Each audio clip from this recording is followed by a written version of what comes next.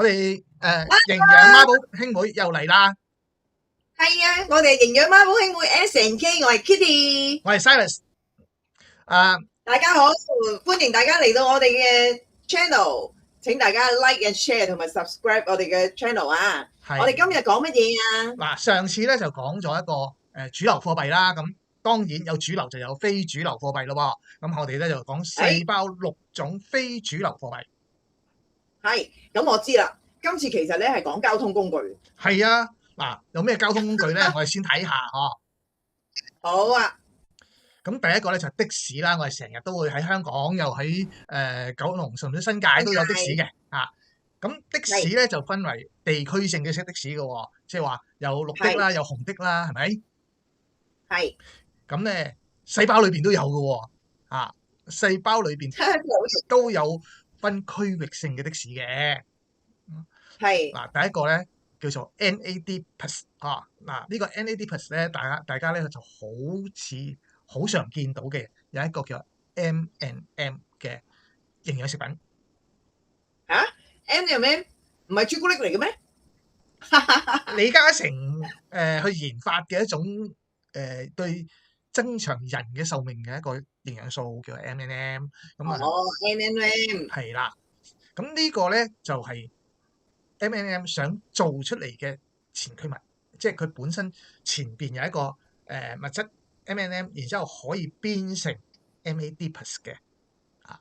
係。咁我哋就唔講呢個部分住啦，先講下呢架的士做乜嘢嘅先啦嚇。好啊。咁呢個的士咧就係一定要載客嘅嚇。咁裝咩客人咧？咁有2個電池，一個嘅輕質子嚇，呢3個客人嘅，即係呢架車只裝3個客人嘅，唔論點裝都係裝2粒電池，一個輕質子嚇。咁即係話咧，其實佢嘅客人咧，永遠都係得3位嘅啫。係啦，都係嗰個 A、B、C 姓名嘅，從來都唔會有第4個嘅。係啦，即係你就算咩車都好啦，都係咁裝法嘅啫嚇。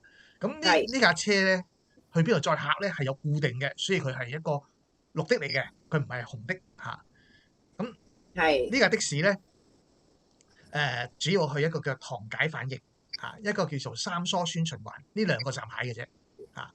咁目的地咧又只有一個目的地嘅啫喎，知唔知喺邊度啊？個目的地就係電子傳遞中心。係啦，咁當呢啲客人上咗車之後咧，就有冚旗嘅喎嚇，冚旗咧個名就改咗嘅咯喎嚇，就變成咗 NADH 啊，呢個 H 咧就冚旗啦，即係嗰個十字變咗落旗。係啊，就有我有客到啦，咁就將呢啲嘅輕質子啊同呢2個電子咧就送到去電子傳遞中心嚇。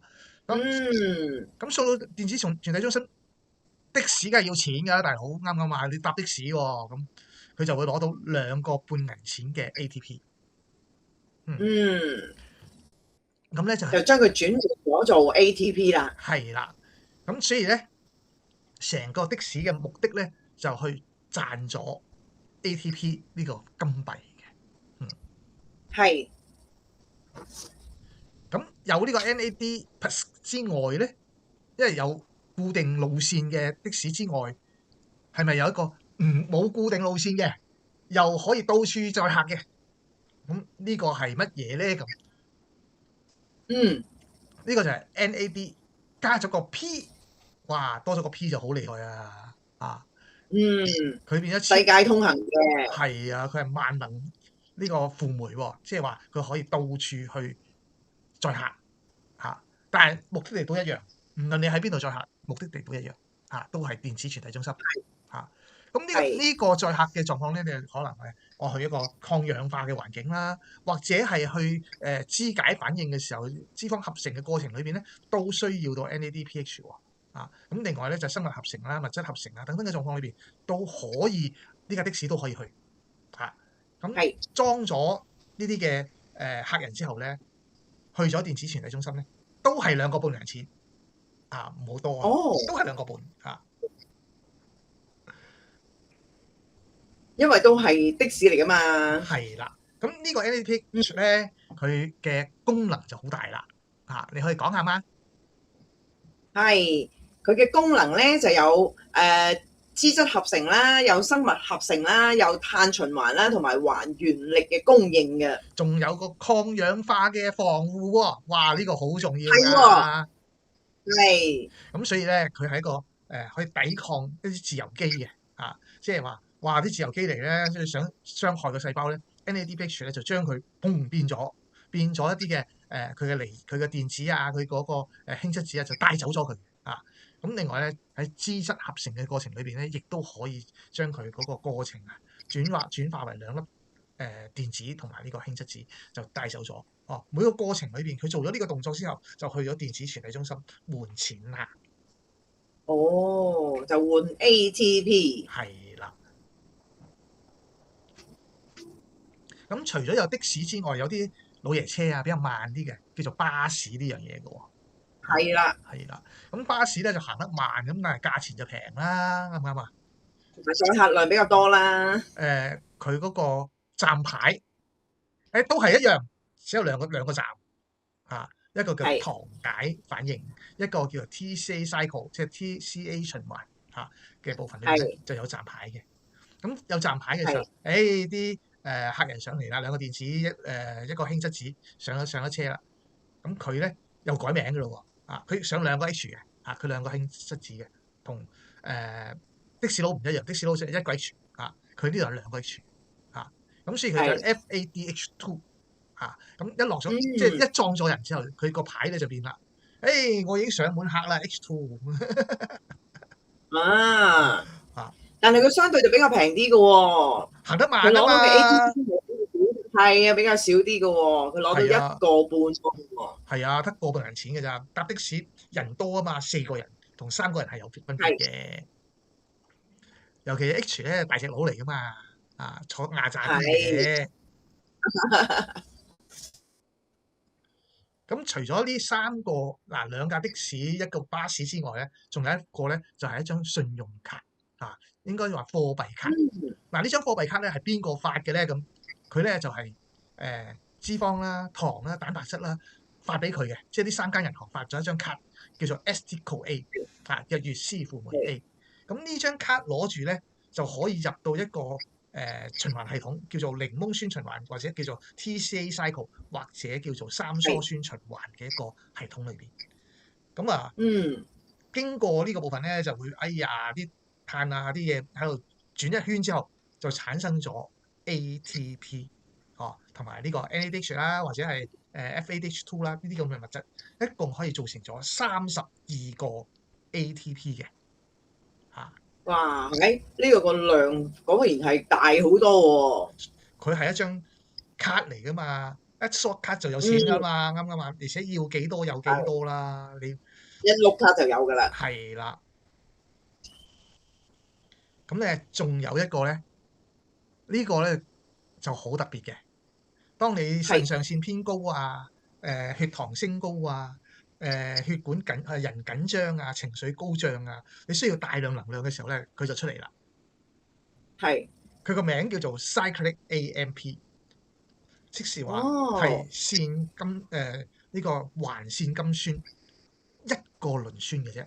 但係咧，佢一出現咧就，喂大佬，我而家需要大量能量喎，我冇錢喎，哇惡死啦，敲晒門，喂糖你俾錢啦，脂肪你俾錢啦，唔係我耍你啊，哇佢好惡死啊。